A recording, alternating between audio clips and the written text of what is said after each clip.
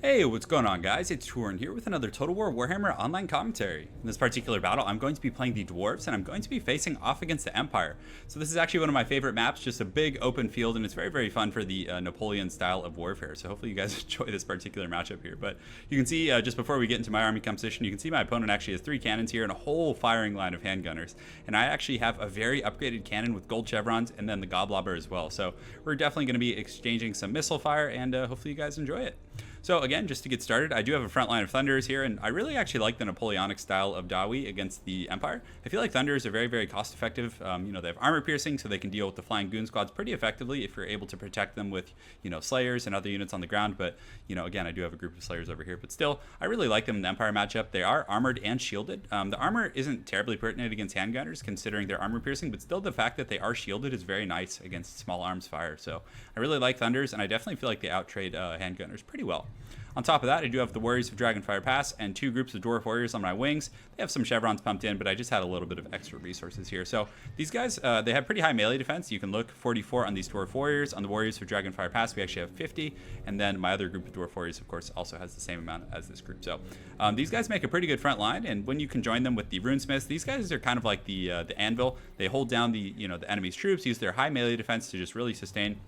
And then you use the Rune of Wrath and Rune in conjunction with these Longbeards with great weapons and the Grumbling Guard to really just pack that punch against those groups of great swords and other Empire infantry. So I really like that kind of core here. Kind of having that diversity is pretty solid. And of course, having the shields in the front line, it definitely is very, very helpful because handgunners, of course, is a pretty popular pick against the Dwarves. And handgunners, guys, when they shoot, they don't get the best arc. So it's not like crossbows where they could shoot over your troops like this. They actually have to go through your shields for the most part. So having a shielded front line is actually pretty pertinent when you're advancing on the Empire. So again, High King Thorgrim, he does have the Great Book of Grudges, and then I also do have, let's go ahead in here and see, so High King is actually pretty nice, and it seems to proc quite a bit, so it's disabled if his leadership is higher than 50%, so if his leadership actually tanks, it gives 8 melee attack, pretty good charge bonus, weapon damage, and immunity to psychology, which is actually really pertinent against the Empire if they decide to bring the Flying Goon Squad and some other units like that. So that's pretty much it for my main infantry corps. I do have an extra group of Dwarf Warriors and a group of Slayers who are going to be protecting these cannon against Cav.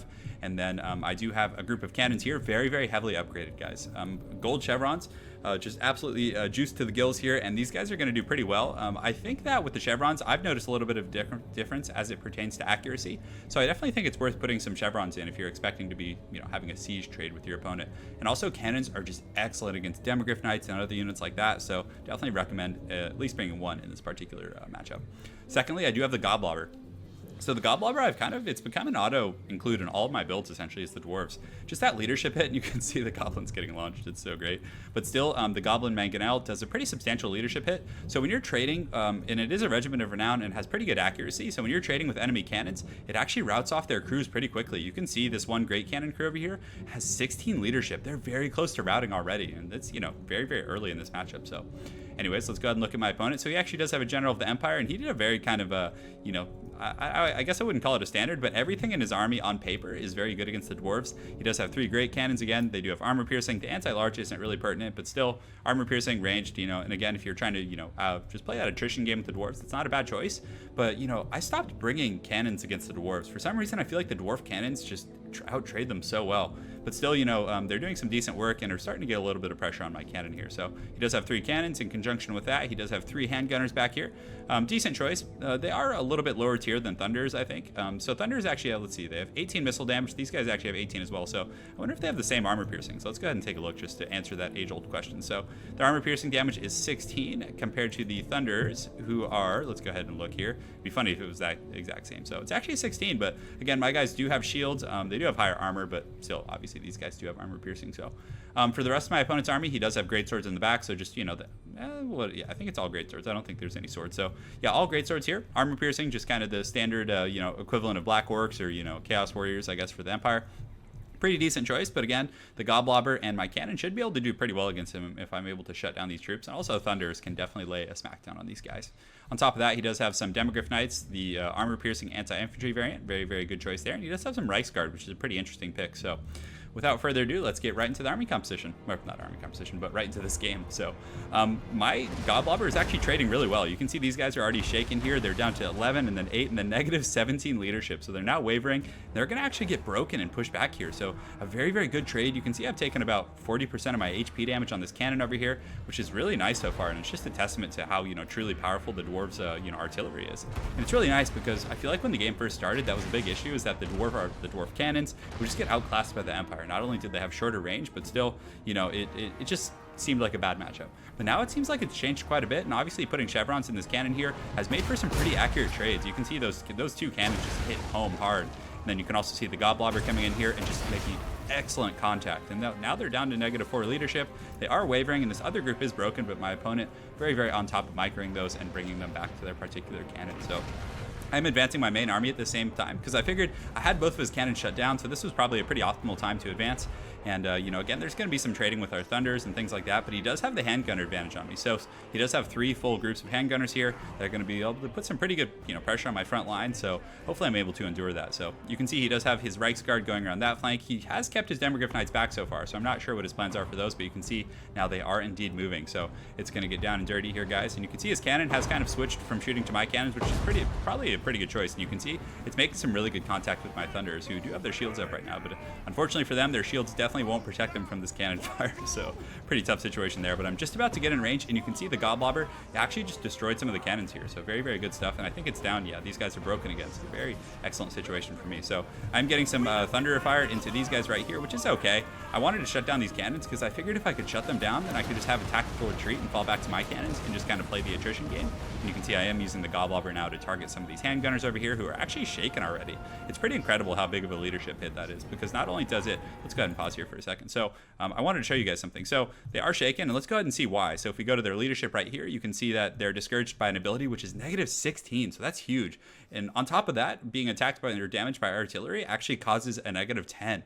So really, really huge, and you can see it's already almost breaking this unit of full health infantry, give or take. So he is advancing most of his forces, so I did take a bit of a concave of fire. So if any of you guys have ever played like StarCraft or other games like that, getting a concave in the RTS genre is very, very strong, and allows him to get a pretty optimal situation. So he had a group here, and a group here, and he had a bit of a semicircle around me, so I definitely didn't feel terribly comfortable with trading. And he also is cycling in his General of the Empire here, who's just kind of riding through my troops.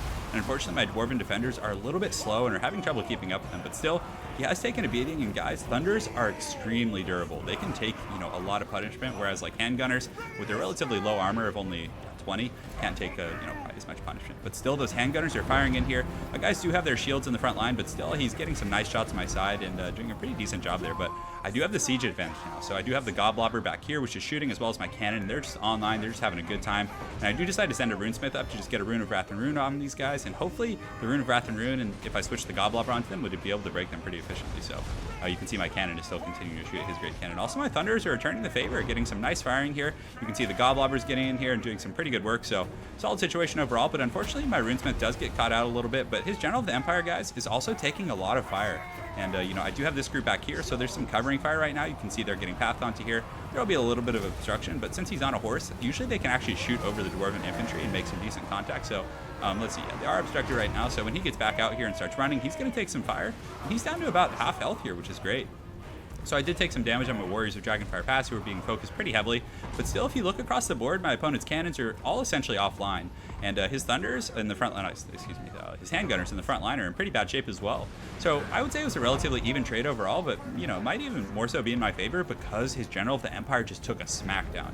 Just an absolute beating. And that cannon, if it makes some decent contact with the General of the Empire, it's going to be a really bad day for him. So he does have his Demogryph Knights coming around the flank. It's a very big open map, so this is a pretty good situation for the kind of a DAWI missile presence or siege presence here. His Reichsguard, I'm not sure where they went. It looks like they're coming all the way around, taking a very wide route.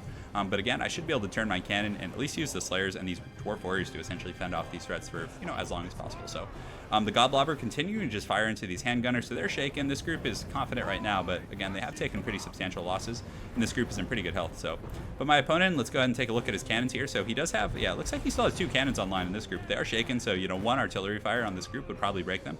Over here, these, let's see how many cannons they have left here. So it looks like just, 2. So he has 2 there, 2 there, and then it looks like he also has 1 here. So his cannons are in pretty bad shape, and mine are in pretty excellent shape.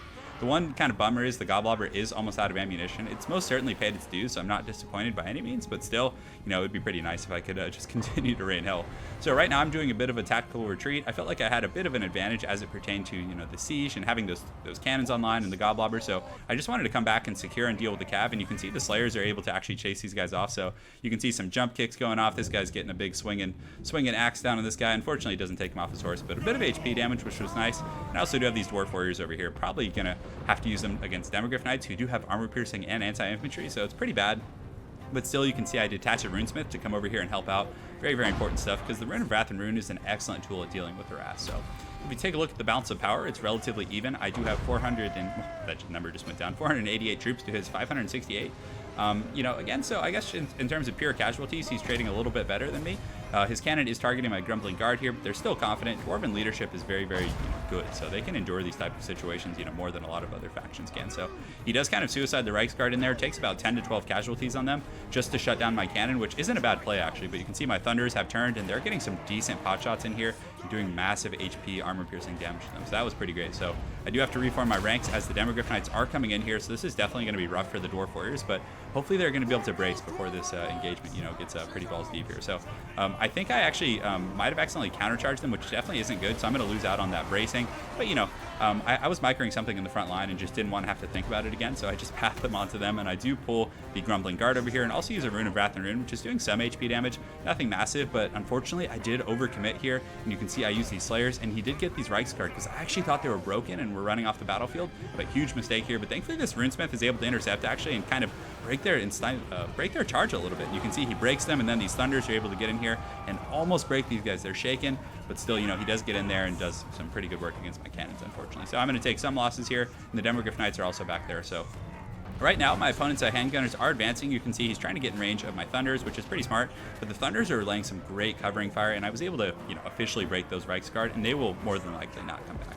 They only have 9 models and have taken pretty serious damage, to say the least. So I do have the Grumbling Guard as well as some Dwarf Warriors here, just kind of watching out. And my opponent's Lord, his General of the Empire over here, is actually in really bad shape. And I believe, yeah, I don't know if he's already used his potion. I think he still has it, and he's being really, really patient with that. But right now, I figured it was time. His handgunners were a little, you know, overextended. They do have 33 speed, so they're faster than the Dwarf Warriors. But, you know, in having to retreat, my Thunders are going to be able to shoot at them. And I'm getting some good firing exchanges in here, you can see. But, you know, he has a pretty good firing line. But the Thunders, again, guys, like I mentioned earlier, very, very resilient here, and their leadership, you know, despite being just absolutely punished, 47 here and 36. And then if we look at his leadership, you know, 24 here, 30 here, and then I think one of them, yeah, the full health one was at 49. So just truly a testament to that leadership. So the Dwarf Warriors and other troops are advancing. I did leave some troops back on auxiliary just to deal with these Demogryph Knights, because again, they were a pretty massive threat. So what I'll end up doing eventually is switching that cannon around and starting to shoot at these guys, because that'll, you know, generate pretty good value here. So we are advancing. One issue is his greatsword line is in really, really bad shape. I mean, not bad shape, excuse me, really, really good shape. So these guys are sturdy, they're in good health. You can see 90 models here, 87 here, 85 here, and then over here he also has 90. So very, very tough situation, but the one advantage I have is his Lord is in terrible shape.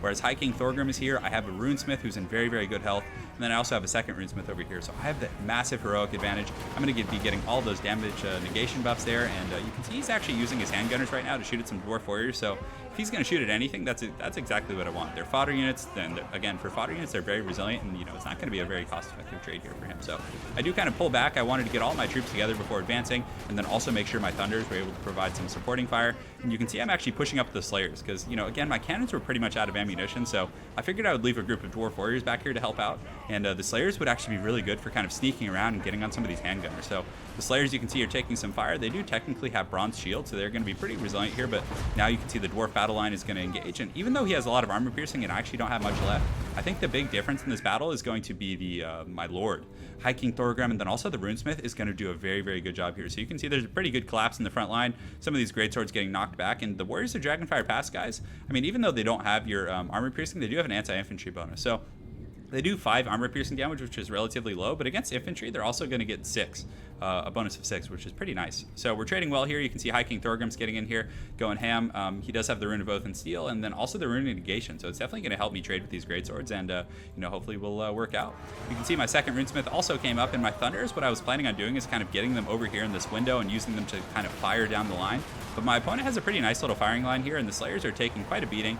Also, you can see the cannon over here is applying some good pressure, and these Demogryph Knights took some massive losses. So those Dwarf Warriors are definitely going to be sacrificial fodder, but anything to distract those Demogryph Knights. So you can see the Slayers coming in here pretty ham, and then also my Thunders are now in a great position. So they're going to start firing in on some of these great swords on the wing. You can see they're shooting in there. They're also shooting my opponent's Lord, who is very low, and he did use his potion. So the Slayers are going to get in here and just absolutely womp on these guys, and you can see they got their axes out.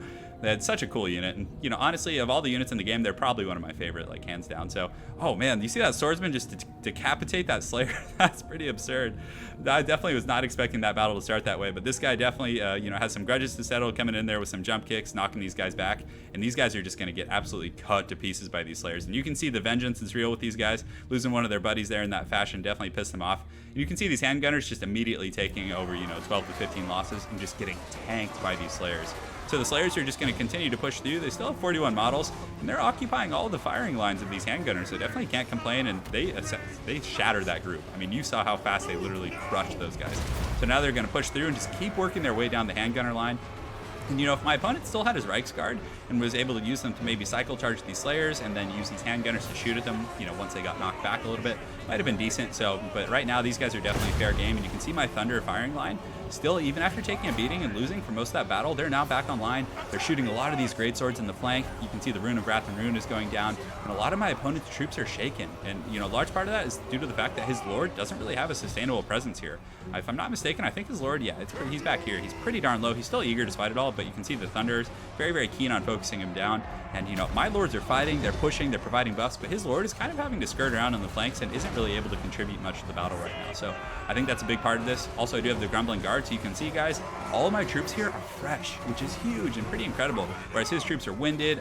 None of them are actually exhausted, but still a lot of them are winded, so that's definitely making a pretty big difference. So my opponent very, very wisely pulls his Lord and actually hides among his ranks, which I think is a very good choice here. But the Slayers continue to just go ham, chasing down a lot of these handgunners who are shaken and are taking a beating. And, even a handful of these Slayers, 9 Slayers, is probably honestly going to be able to, kill or break these guys, because they are wavering. They have 3 leadership right now, so pretty bad situation there. So you can see my opponent's Lord is finally, getting to work here, and he's actually isolated some of my Thunderers here and is going to chase them down, but still he is very, very low. He's steady. He does not have a potion, and this Runesmith is coming out to help, and the Runesmith and these Thunders should honestly be able to deal with this General of the Empire. So unfortunately, some Demogryph Knights did come in and were able to finish off my cannon back here, and the Dwarf Warriors obviously weren't able to keep up with them. So my opponent running amok a little bit here, not much I could do about it. But again, in the primary battle, High King Thorgrim is eager. He's in great shape.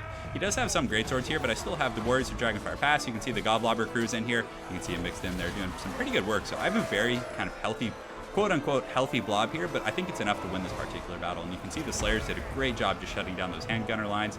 And also my cannon crew is coming back, so I still have cannons here, and that's going to be pretty useful if this battle were to be drawn out longer. So he did break my Thunders. He does have these Demogryph Knights, so right now I kind of just have to, honestly, I could brace, but I just wanted to get straight down to business and try and finish him off. You can see High King Thorgrim just riding down those great swords, doing an excellent job, and he's going to do a pretty good job against these Demogryph Knights, who are, unfortunately for my opponent, already shaken. So pretty bad situation there. So let's go ahead and play and just finish this battle out. As you guys can see, only 11 seconds left. His General of the Empire is wavering, and these Demogryph Knights are indeed shattered. So it was a very fun game. I had a great time. It was a little more tactical than my games usually are. Longer, kind of the old Total War style of battle, I guess very Empire Napoleonic style, but it was very fun for sure. A lot of ranged kind of tactics and harass and things like that. So hopefully you guys enjoyed that. I had a great time playing that game. But let's go ahead and take a look at the breakdown. So I think one of the initial things that was great, and I honestly could have been very patient, just sat back and waited instead of, because you guys saw I advanced with my Thunders and traded and then retreated. I think I could have gotten away with just sitting and letting my Godlobber and, my cannon just outtrade all of his and just till the end of time. But honestly, I wanted to get, down and dirty and fight and use my Thunders and then also draw him in a little bit. So I don't know what the right play was, but still, the Godlobber is so good at dealing with enemy cannons. It routes those crews so darn quickly. And also putting the gold chevrons in my cannon, I felt like it outtraded my opponent's cannons pretty well. Granted, he got a lot of kills on his. I think my cannon was more accurate at taking out his cannon. So also, the Thunderers, pretty good performers. I mean, 35 and 32 kills. They pretty much outdid all of these handgunners despite taking massive damage. And you saw at the end of the battle, they were very sustainable. They were able to take a beating from his General of the Empire and just did an all-around great job. But, of course, you can never give enough props to High King Thorgrim. Settled some grudges, and, of course, his Runesmiths performed quite well. So, very well played to my opponent, Greg. I look forward to seeing you again on ladder, and I hope you guys enjoyed this DAWI cast. Have an excellent night, and take care.